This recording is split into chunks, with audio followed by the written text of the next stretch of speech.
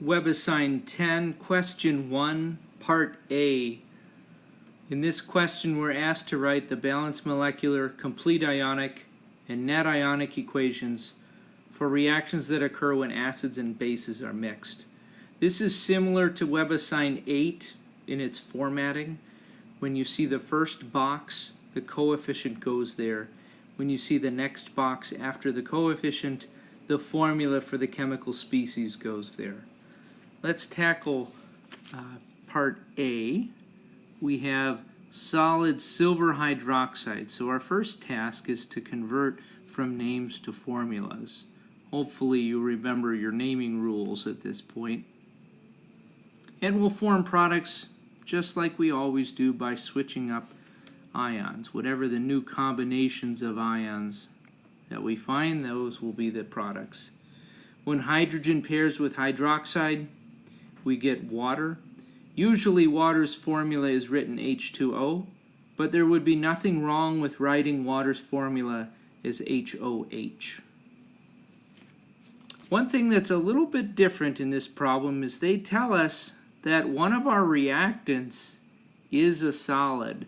So what's happening in that procedure is you have a solid ionic compound and you're pouring hydrobromic acid over it.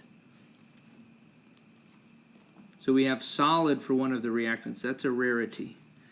For the products, we would just use the solubility rules. Solubility rule 3 would say that bromide salts are normally soluble except when paired with silver or some other positive ions, which are exceptions.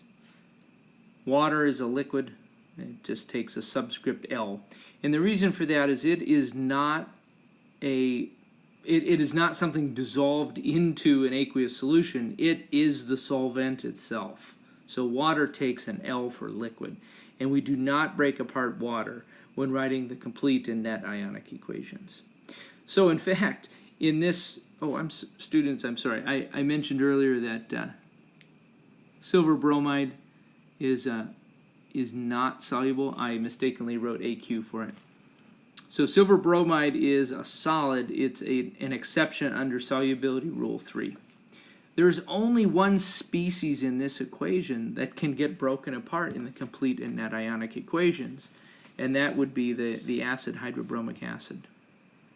And that's only if it's a strong acid, which it happens to be.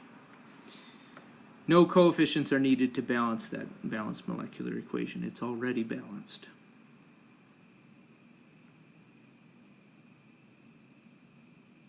And students, guess what?